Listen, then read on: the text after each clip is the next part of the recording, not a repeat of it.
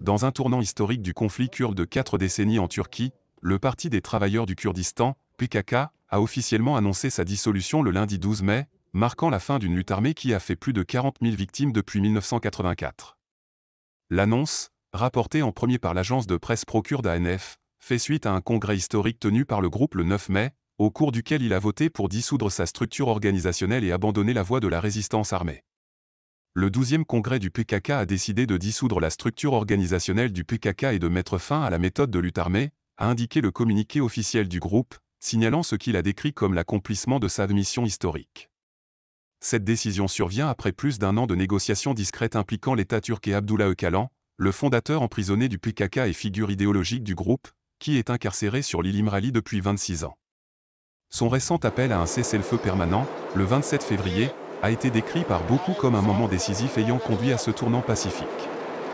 Le PKK a longtemps été qualifié d'organisation terroriste par la Turquie, les États-Unis et l'Union européenne en raison de son histoire d'insurrection armée et de ses attaques meurtrières contre des cibles militaires et civiles turques. Cependant, dans son communiqué de dissolution, le groupe a proclamé le début d'une nouvelle ère centrée sur la résolution de la question kurde par la politique démocratique. Selon le porte-parole du groupe, cette transition repose sur la reconnaissance du droit à la politique démocratique et l'établissement d'une solide garantie légale. Le PKK a appelé le Parlement turc à prendre les prochaines étapes pour institutionnaliser les droits des Kurdes et garantir l'inclusion politique de la population kurde, qui constitue environ 20% des 85 millions de citoyens de Turquie. Le président turc, Recep Tayyip Erdogan, a accueilli avec prudence ce développement, le qualifiant d'opportunité historique pour la réconciliation nationale. Cependant, les déclarations officielles d'Ankara restent mesurées, aucune promesse politique concrète n'ayant été faite à ce jour concernant l'intégration des demandes politiques kurdes.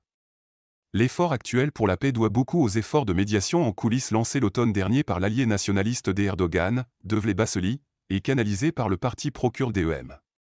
L'implication de ces acteurs improbables a contribué à façonner un chemin viable pour le dialogue, menant finalement à l'appel au cessez-le-feu d'Öcalan et à la réponse positive du PKK le 1er mars.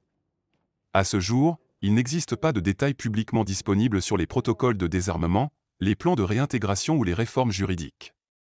Cependant, des sources suggèrent que ces questions ont probablement été négociées lors des discussions en coulisses ayant précédé la dissolution. Les observateurs internationaux ont réagi avec prudence mais optimisme. L'Union européenne a exhorté Ankara à saisir cette opportunité historique pour élargir les libertés démocratiques et les droits des minorités, tandis que les Nations Unies ont émis une brève déclaration saluant la fin de la violence et exprimant leur soutien à la résolution des conflits basés sur le dialogue dans la région. L'Irak voisin, qui abrite des camps du PKK depuis des décennies, n'a pas encore commenté officiellement, bien que des dirigeants kurdes régionaux surveillent de près la situation en raison de ses implications sur les mouvements politiques kurdes à travers le Moyen-Orient. Bien que la dissolution du PKK soit sans aucun doute un événement marquant dans l'histoire moderne de la Turquie, le chemin à suivre reste semé d'incertitudes. L'héritage de décennies de massacres, de méfiance et de marginalisation ne sera pas effacé du jour au lendemain. Pourtant, pour la première fois depuis des années, les perspectives d'une solution pacifique et démocratique à la question kurde semblent plus tangibles que jamais.